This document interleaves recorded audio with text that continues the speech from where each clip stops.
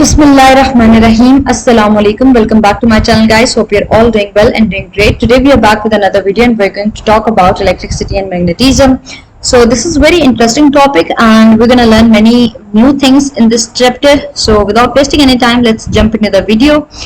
I will try my best to explain it in simple words as much as I can. So the first thing that we need to understand about the history of the electricity and magnetism. According to some scientists, they believe that there is no connection between electricity and magnetism. But one of the scientists changed their mind by doing an experiment, and his name was Hans Christian Ørsted. He did an experiment in 1820, and what he does, he basically put an electrical wire near the compass, magnetic compass, and when he put an electrical wire near the compass start moved. And he concluded from his experiment that the electrical wire producing the current flowing through electrical wire basically produces the magnetic field. So what if I explain you the same thing through a picture, then you will understand this in a much better way. Here you go with this. Like you can see a diagram over here, and this is basically an experiment performed by the Hans Christian Ørsted. He put the electrical wire near to the compass needle, and once he put this compass needle close to the wire, the compass starts moving, and this compass movement shows the direction of the current. उसने क्या किया, उसने wire ली जिसमें से current flow कर रही थी. अब उस वायर के करीब उसने कंपास नीडल को रखा, और जैसे उसने कंपास नीडल को if the compass needle is placed over here, it wouldn't be moved.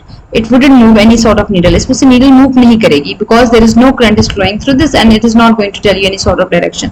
लेकिन इसने जैसे ही इस compass needle को इस wire के पास रखा, तो this compass needle basically start producing or start changing the direction or start moving, and basically its movement shows the direction of the current. और उस बेस पे उसने कहा कि इलेक्ट्रिसिटी का और मैग्नेटिक फील्ड का, या इलेक्ट्रिक और मैग्नेटिक फील्ड दोनों आपस में एक ताल्लुक रखती हैं. There is they both are not the separate forces, they both are the same forces, they are both the same fields, they belong to the same fields. Hopefully this concept is clear. So now when I'm talking about the circuit or the current and many other things, that let's study about what is circuit and what are the different type of circuits that are present. This is not a new topic or this is not in your syllabus, but we need to understand about what is circuit, what is open circuit, what is closed circuit, and what are the parallel circuit and series circuit.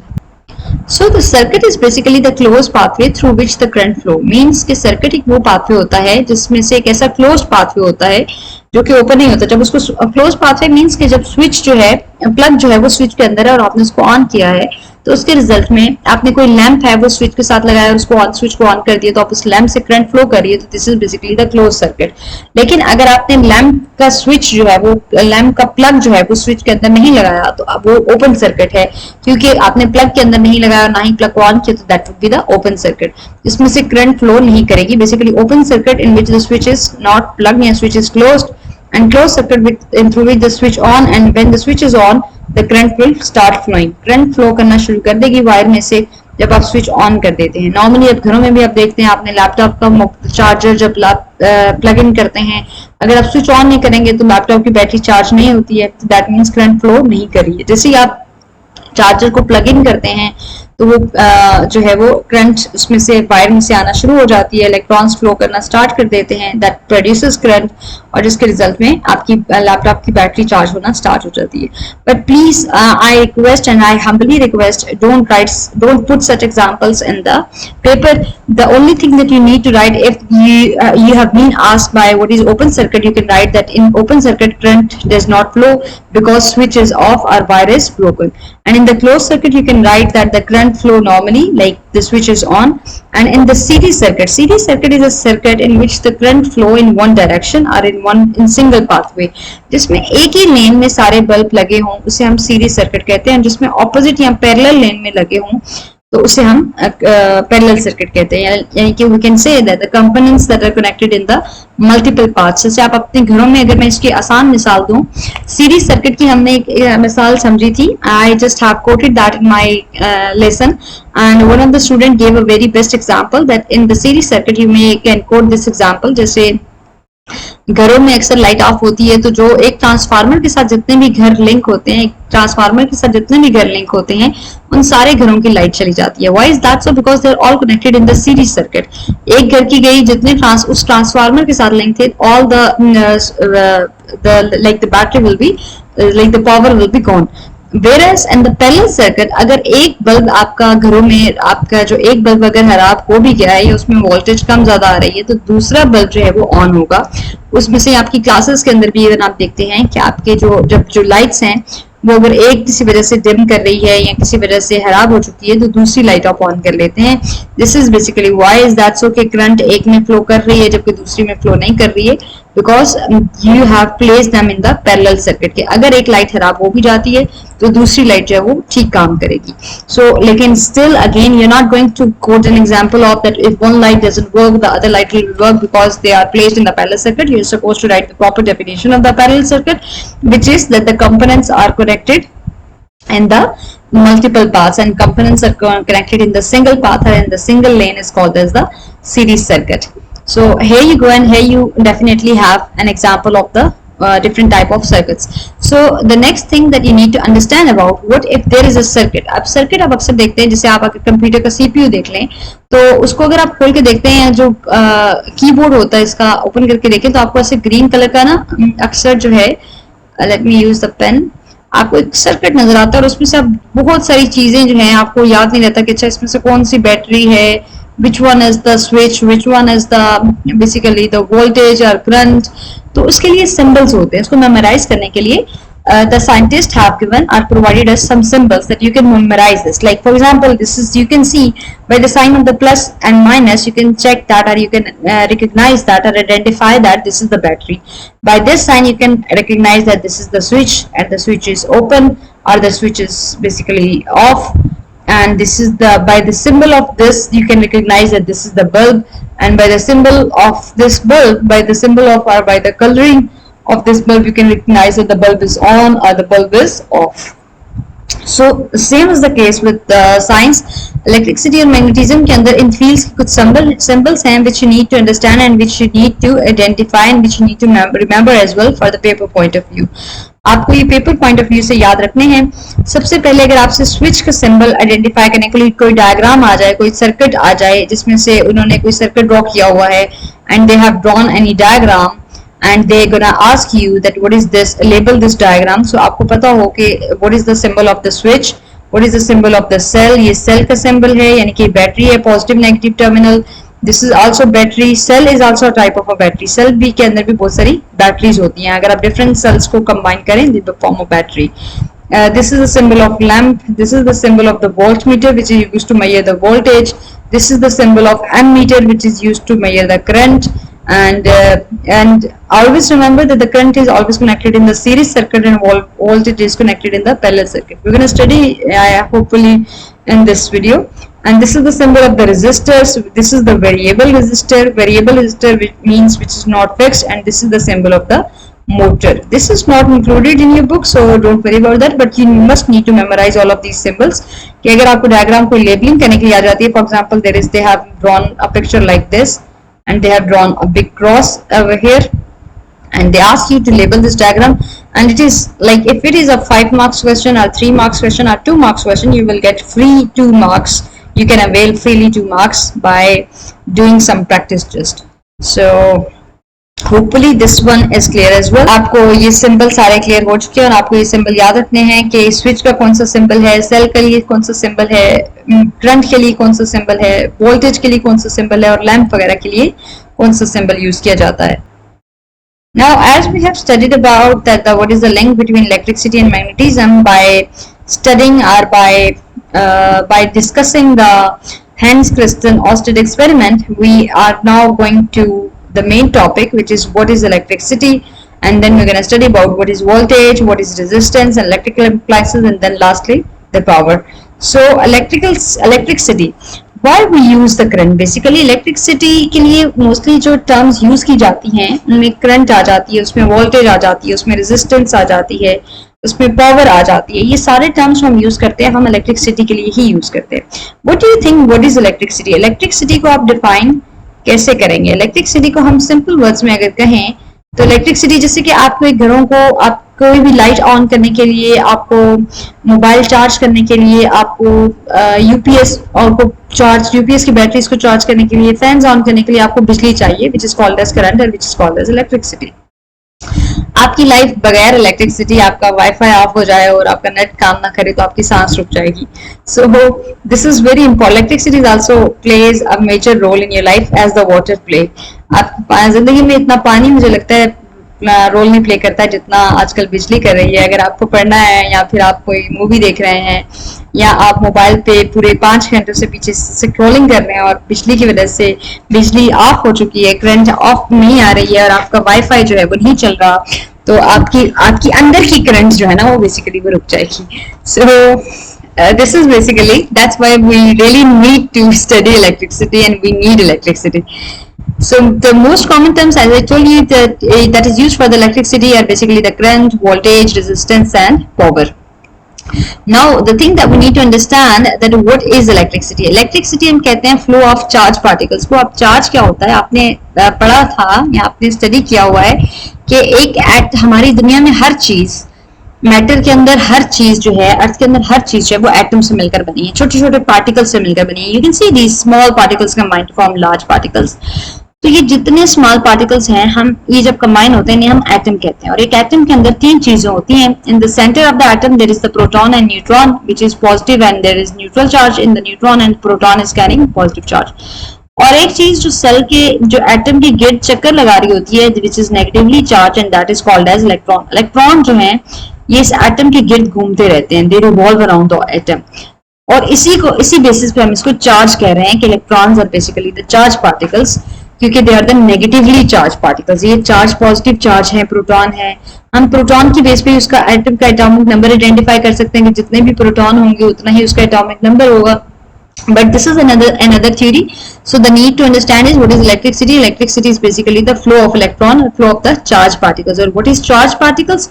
The flow of negatively. You may say if you make it easy, you can say that the flow of the negatively charged particles. जो negative charge particles यानी कि electron जो घूम रहे होते हैं, these are electrons are basically the negatively charged particles. तो negatively charged particles जो हैं जब ये मूव करते हैं तो उसके रिजल्ट में इलेक्ट्रिसिटी या करंट प्रोड्यूस होती है. So this is called as this is the basic definition of the electricity. अब देखिए एक वायर है, यानी कि आपका टीवी का स्विच है, लेट्स सपोज. अब जब तक आपने टीवी का स्विच जो है वो प्लग इन नहीं किया और उसका स्विच ऑन नहीं किया तो ये इलेक्ट्रॉन्स जो है वो स्टैटिक फेज में हैं, ये रुके हुए हैं.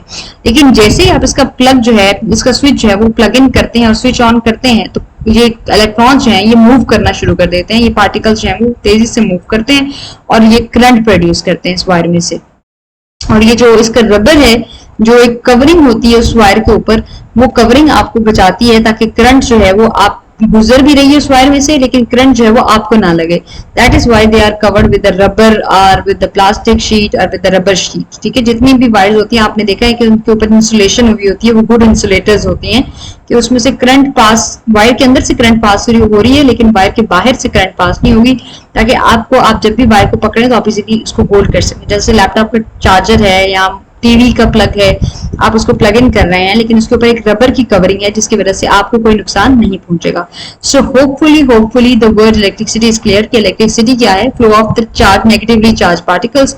और चार्ज पार्टिकल्स बेसिकली क्या है, एक एटम के अंदर पॉजिटिव चार्ज भी है, प्रोटॉन है, न्यूट्रॉन है, और प्रोटॉन, न्यूट्रॉन और इलेक्ट्रॉन है, ये चार्ज पार्टिकल्स होती हैं. तो electric current is basically the flow of electrons around a circuit.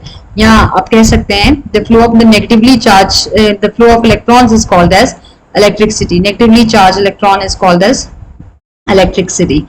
So hopefully this term is clear as well. Now we need to understand that as we indicated that the electricity can be termed as current, voltage.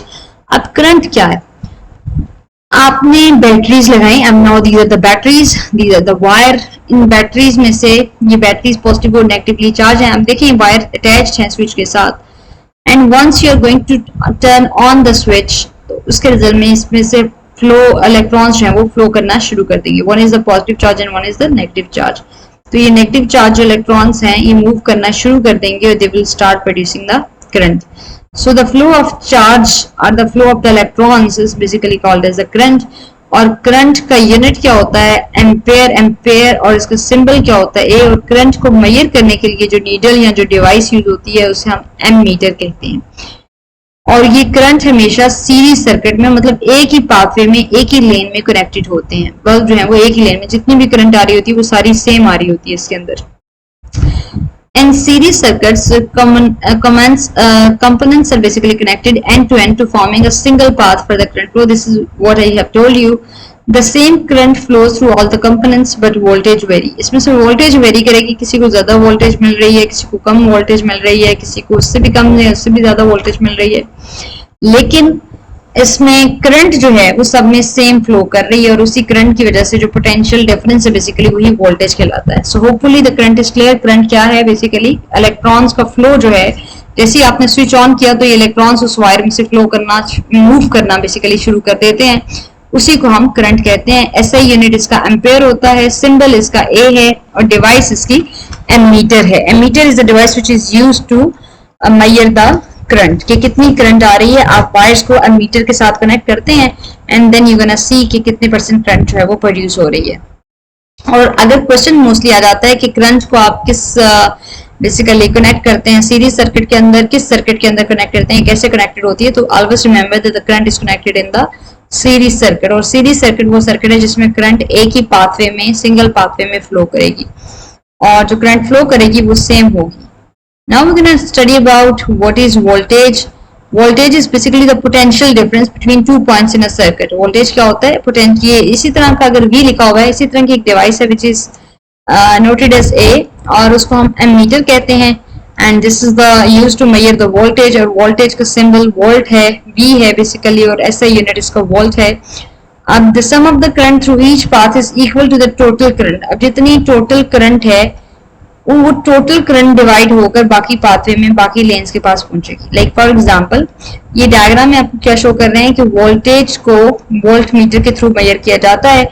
अब एक volt battery है जो कि आपको voltage provide कर रही है, या उस बैटरी के अंदर कितनी वोल्टेज है? 12 वोल्ट है. अब उस बैटरी को अगर आप कनेक्ट करें बाकी 3 बल्ब्स के साथ तो वो इक्वली वोल्टेज जो है वो प्रोवाइड करेंगी उन तीनों को. And that the voltage that is provided to 3 lamps will, when you're going to add that voltage, it would be equal to that one battery which is providing the voltage. लेकिन simple words कि अगर आप एक battery लगाते हैं जो कि 12 volt की बैटरी है, अब वो 12 वोल्ट की बैटरी जो है वो जो सेम जो है इन तीनों बल्ब्स को जो कि सर्किट में कनेक्टेड हैं, पैरेलल सर्किट में कनेक्टेड है, इन तीनों बल्ब्स को सेम वोल्टेज जो है वो प्रोवाइड करेगी, इक्वल वोल्टेज प्रोवाइड करेगी. लेट्स सपोज अगर इसको वो 5 वोल्ट प्रोवाइड कर रही है तो इसको भी 5 वोल्ट प्रोवाइड करेगी और इसको भी 5 वोल्ट प्रोवाइड करेगी. और टोटल वोल्टेज कितनी है इसके पास? 15 वोल्टेज है. तो 15 वोल्ट अगर करंट आ रही है या 15 वोल्टेज आ रही है तो उसके रिजल्ट में जो वोल्टेज प्रोवाइड होगी, जितने भी बल्ब्स हैं उनको इक्वल वोल्टेज जो है वो मिलेगी. So this is they have written the voltmeter are always connected. they parallel series में होते हैं. मतलब let's suppose अगर करंट वोल्टेज अब इधर पहुंची है, इसके रिजल्ट में इधर वेरी करेगी, इसके रिजल्ट में इधर वेरी करेगी. But these 3 bulbs have equal voltage. इन तीनों के पास जो है जो कि इक्वली वोल्टेज जो है वो the battery will share equal voltage between 3 bulbs in a circuit. So the major thing that you need to understand is basically कि अगर एक आप बैटरी है जो कि 3 वोल्ट की है और आप 2 लैंप्स लगाते हैं, तुम दोनों लैंप्स को आप देखें कितना कितना. लेट्स सपोज एक ये लैंप आपने कनेक्ट किया है. For example let me show you through a diagram. आपने एक वोल्टेज लगाई है जनाब, एक बैटरी लगाई है which providing or which is having the voltage of 3 volt. आप अक्सर देखते हैं कि 2 सेल्स हों बेसिकली, तो कितनी वोल्टेज प्रोड्यूस करेंगे? 3 वोल्ट की. आप एक सेल को अगर देखें, आपके घरों में जो भी सेल होगा तो उसमें देखें कि एक सेल के पास 1.5 वोल्ट जो है वो वोल्टेज है मौजूद है. तो 2 सेल्स बेसिकली कनेक्ट हों तो they are having basically providing 3 voltage. वो ज्यादा बड़ी, जितनी बड़ी चीज है उतनी ज्यादा आपको वोल्टेज रिक्वायर्ड है, उतनी बड़ी आप सिंपल वर्ड्स उतनी बड़ी आप बैटरी लगाएंगे ताकि आपकी जो है वो बिजली उसमें से प्रोड्यूस हो सके इजिली और करंट फ्लो कर सके. अगर बैटरी छोटी होगी तो उसमें से कम करंट प्रोड्यूस होगी और कम करंट प्रोड्यूस होने के लिए सपोज आपने एसी ऑन करना है और आपको उसके लिए ज्यादा वोल्टेज रिक्वायर्ड है, आप ज्यादा बड़ी बैटरी लगाएंगे और बड़ी बैटरी के रिजल्ट में वो बैटरी लगाएंगे जो ज्यादा वोल्टेज जिसके अंदर हो, और फिर वो वोल्टेज जो है वो करंट को अपनी तरफ अट्रैक्ट करे और करंट को अपनी तरफ प्रोड्यूस करे, जिसके रिजल्ट में वो एसी जो है वो इजिली ऑन हो जाए. लेकिन अगर उसकी बैटरी जो है वो बहुत, आप एक कमजोर सी बैटरी लगा देते हैं जिसके रिजल्ट में वो एसी ऑन पावर जो है वो नहीं सप्लाई करेगा और एसी ऑन नहीं होगा, उल्टा वो एसी खराब भी हो सकता है. So this is the theory that just need to understand. ठीक है, आपने एक बैटरी लगाई है विच इज 3 वोल्टेज. अब आपने 2 बल्ब लगाए हैं पैरेलल सर्किट के अंदर, जिसके रिजल्ट में क्या होगा कि आपने इनको अब जब वोल्टेज प्रोवाइड करेंगे तो this voltage will be divided equally, it will share the equal voltage to each of these bulbs.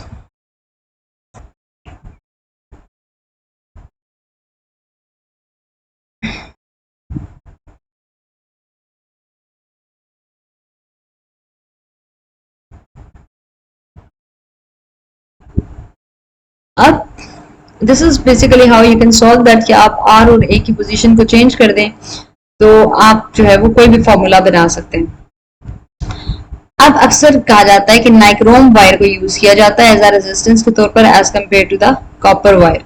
Nichrome wire के अंदर ज्यादा रेजिस्टेंस होती है एज कम्पेयर टू जो कॉपर वायर होती हैं. क्यों? क्योंकि ये जो होती हैं थिन वायर होती हैं और थिन वायर के अंदर रेजिस्टेंस की एबिलिटी ज्यादा होती है, रेजिस्ट करने की एबिलिटी ज्यादा होती है as compare to the thick wire. Copper wire को as a resistance wire, copper wire के अंदर करंट जो है वो फ्लो करती है, नाइक्रोम के अंदर भी करती है, लेकिन नाइक्रोम के अंदर नाइक्रोम वायर का इस्तेमाल किया जाता है to work as to act as a resistance. ठीक है, करंट के फ्लो को कम करने के लिए, करंट के फ्लो को जरा मेंटेन करने के लिए.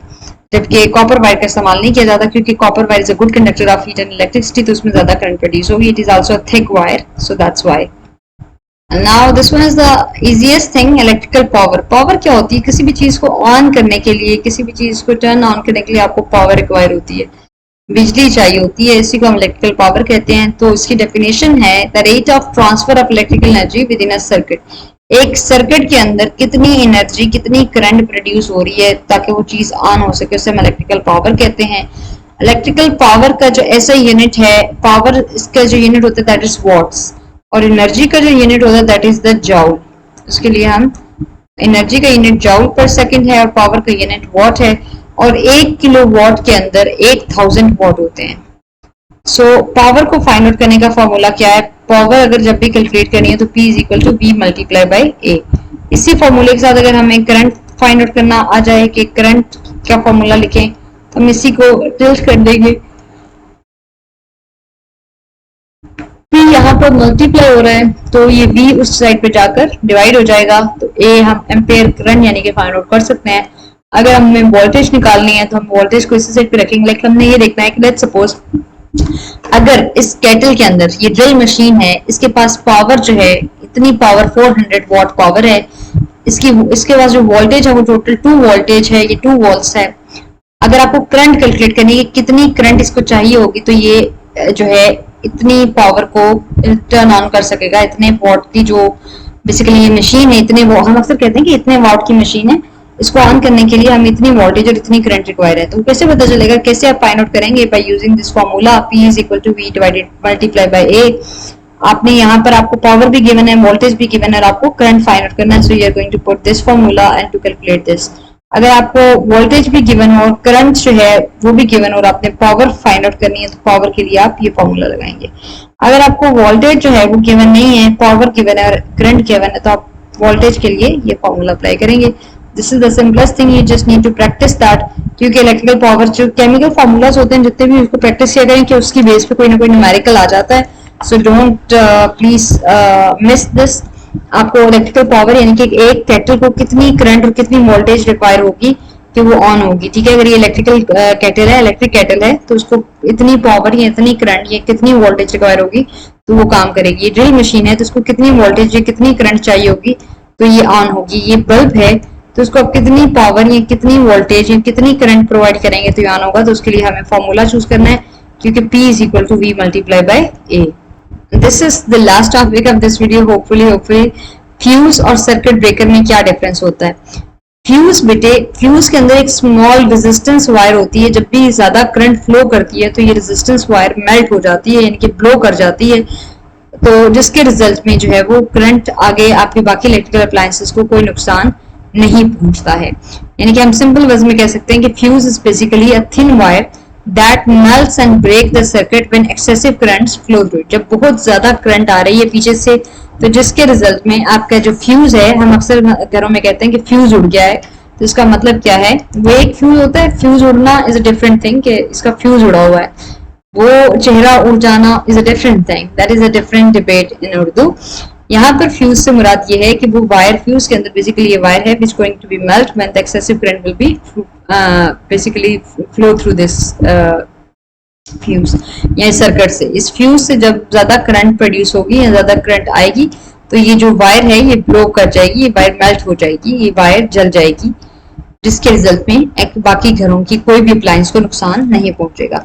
अब एडवांस दौर है, तो एडवांस दौर के साथ एडवांस चीजों का इस्तेमाल किया जाता है, जिसके लिए अब हम सर्किट ब्रेकर का यूज करते हैं। आप अक्सर देखते हैं कि आप अपने घरों में आपको इस तरह का कोई ना कोई सर्किट जो है वो नजर आएगा, उसको हम सर्किट ब्रेकर बोलते हैं। और जब भी अक्सर लाइट ज्यादा कम या ज्यादा होती है तो कई दफा आप खुद जो है ये ऑफ कर देते हैं, बटन जो है वो नीचे कर देते हैं या ऊपर कर देते हैं, और कई दफा जो है ये खुद ब खुद बटन जो है वो नीचे हो जाता है बिकॉज ऑफ द मैग्नेटिज्म। इसके अंदर मैग्नेट की पावर है, मैग्नेटिज्म, मैग्नेट लगा हुआ है, जिसकी वजह से वो दोनों मैग्नेट अपने आप को रिपेल या अट्रैक्ट करते हैं। और लेकिन ये हम इलेक्ट्रिक मैग्नेटिज्म पढ़ेंगे तो आपको समझ आएगा, लेकिन नॉर्मल लफ्ज़ में बताती हूँ कि सर्किट ब्रेकर क्या है। एक ऐसा इलेक्ट्रिकल स्विच होता है जिसको आपने डिजाइन किया है कि आप बिजली से, एक्सेसिव करंट से के नुकसान से बच सके। Same, the definition is as clear that the electrical switch designed to protect to an electrical circuit. An electrical switch designed to protect an electrical circuit from damage caused by the overcurrent or overload or short circuit. जब बहुत ज्यादा current आती है या बिजली कम ज्यादा हो रही है, ये डिम हो रही है एकदम से, बहुत ज्यादा बार बार आती जाती है, तो उसके रिजल्ट में क्या सीन होता है कि आपको खतरा होता है कि आपकी कोई चीज जल ना जाए, आपकी फ्रिज ना चल जाए, एसी ना चल जाए, जो बड़ी हैवी मशीन, हैवी अप्लायंसेस होती हैं वो जल ना जाए, जैसे आपका हेयर ड्रायर है या कोई भी ऐसी चीज है, स्ट्रेटनर है, जल ना जले। एक्सेसिव करंट, कभी करंट ज्यादा आ रही है, कभी करंट कम आ रही है, तो उसके रिजल्ट में आप क्या करते हैं, ये जो स्विच है इसको ऑफ कर देते हैं ताकि बिजली अगर कम ज्यादा हो भी रही है तो आपके बाकी अप्लायंसेस को फर्क ना पड़े। अब फ्यूज की जगह पे इलेक्ट्रिकल सर्किट का इस्तेमाल करें। फ्यूज तीन तरह के होते हैं, one is basically the 3 ampere fuse, 5 ampere और 13 एम्पेयर। सबसे हाईएस्ट एम्पेयर का जो फ्यूज है वो 13 एम्पेयर है। इसका मतलब क्या है कि लेट्स सपोज अगर आपके घरों में जो करंट आ रही है दैट इज द 12 एम्पेयर, अगर वो 12 एम्पेयर तक आ रही है तो उसके लिए 13 एम्पेयर का फ्यूज इज फाइन। अगर आप उसके लिए 3 एम्पेयर वाला फ्यूज घरों में लगा देते हैं तो it will also gonna blow out, ये ब्लो कर जाएगा।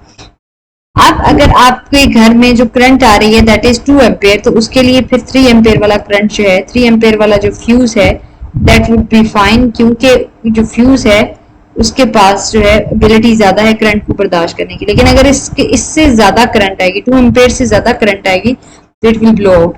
अगर 12 एम्पेयर से ज्यादा यानी कि 13 एम्पेयर से ज्यादा करंट आएगी तो this fuse will blow out.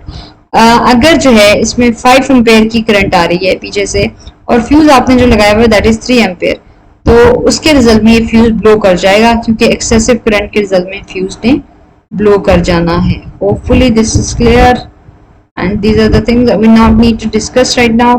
अगर मैं इसको 1 मिनट में रिवाइज करूं तो आप प्लीज इसको गौर से सुनिएगा। हमने स्टार्ट में पढ़ा था इलेक्ट्रिसिटी और मैग्नेटिज्म। हमने ये कहा था कि बहुत सारे साइंटिस्ट पहले ये समझते थे कि इलेक्ट्रिसिटी और मैग्नेटिज्म का आपस में कोई ताल्लुक नहीं है, लेकिन फिर एक 1820 के अंदर हेंस क्रिस्टियन ऑस्टिन ने एक्सपेरिमेंट किया, जिसके रिजल्ट में उसने कंक्लूड किया कि इलेक्ट्रिसिटी के जो वायर है that produces electric current have a connection of produces magnetic field, basically the current flowing through electrical wire produces the magnetic field।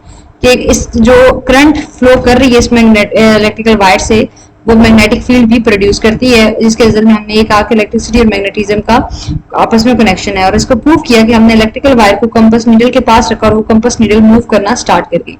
दूसरे नंबर पे हमने डिस्कस किया कि सर्किट्स के कुछ सिंबल्स होते हैं। सर्किट ब्रेकर को हमने सर्किट्स को डिस्कस किया था, लेकिन फिर हमने ये भी देखा हमें मेमोराइज करना है कि एक सर्किट के सिंबल के लिए कौन से सिंबल्स को इस्तेमाल किया जाता है। ये सारी सिंबल्स हमें मेमोराइज करनी है। Let me clear the screen please. And then we also have studied about कि क्लोज सर्किट क्या होता है, जिसमें से जिसका स्विच ऑन है वो क्लोज सर्किट है, करंट है वो फ्लो करेगी। जिसका स्विच ऑफ है यानी कि कनेक्टेड नहीं है, वायर्स आपस में ब्रेक हैं, तो that is basically the open circuit. Open circuit means circuit open है, स्विच बाहर है, स्विच आपने प्लग इन नहीं किया हुआ, तो that is called as the open circuit. तो जब स्विच ही बाहर है, आपने प्लग इन नहीं किया हुआ, तो करंट फ्लो नहीं करेगी। सीरीज सर्किट का मतलब है कि आपने सारी चीजें एक ही पाथवे में लगाई है, एक ही लेन में लगाई है। और जैसे आप एक 3 फेज के अंदर 3-4 प्लग लगा दें तो that is basically series circuit. ऐसा अगर जलेगा तो वो सारे के सारे एकदम से अगर जल सकते हैं। पैरेलल सर्किट में आप ऑपोजिट लेन में कंपोनेंट्स जो हैं वो कनेक्टेड थ्रू ऑपोजिट लेन। उसके अंदर आप ऑपोजिट लेन में जो है वो कनेक्टेड करते हैं। उसके अलावा फिर हमने सीखा कि इलेक्ट्रिसिटी क्या होता है, फ्लो ऑफ चार्ज को हम इलेक्ट्रिसिटी कहते हैं।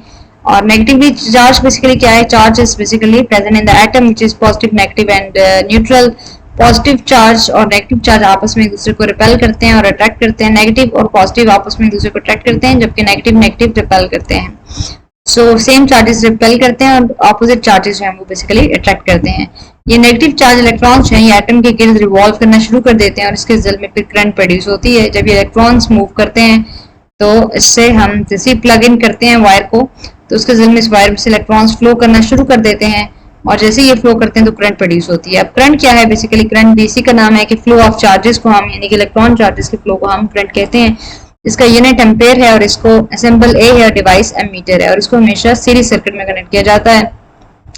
वोल्टेज के बारे में हमने बात की कि पोटेंशियल डिफरेंस है between two points in a circuit. दो पॉइंट्स जो हैं एक सर्किट के अंदर, जो दो पॉइंट्स के अंदर डिफरेंस है कि कितनी वोल्टेज आ रही है, उसको हम लोग electrical potential difference between two points in a circuit is called as the voltage. उसके लिए डिवाइस जो है वो वोल्ट मीटर है, ऐसा यूनिट वोल्ट है और जो वोल्टेज है वो इक्वली डिवाइड होती है। आप जितनी हैवी बैटरी लगाएं, जैसे 50 वोल्टेज की बैटरी लगाते हैं तो जो करंट है इन सब के अंदर 25 की या 15 की, मतलब इक्वल जो कि डिवीजन ऑफ 50 होगा वो इन सबको वोल्टेज मिलेगी, इक्वल वोल्टेज मिलेगी। अगर यहाँ पर दो लम्प्स लगे हुए तो it will get 25 volt and it will also get 25 volt, क्योंकि बैटरी जो है जब वो करंट को वोल्टेज डिवाइड करेगी तो वो इक्वल डिवाइड करती है जितनी हैवी बैटरी। फिर हमने पढ़ा डायरेक्ट करंट क्या होती है और अल्टरनेटिव करंट क्या होती है, जिसमें से करंट हाई या लो होती रहती है, यानी कि वोल्टेज करंट और वोल्टेज डिफरेंट डायरेक्शन में मूव करते हैं, उससे हम अल्टरनेटिव करंट कहते हैं। एसी करंट भी कहते हैं और डीसी करंट कहते हैं, जिसमें करंट सिर्फ एक ही फ्लो में एक ही डायरेक्शन के अंदर फ्लो करती है, करंट और वोल्टेज दोनों।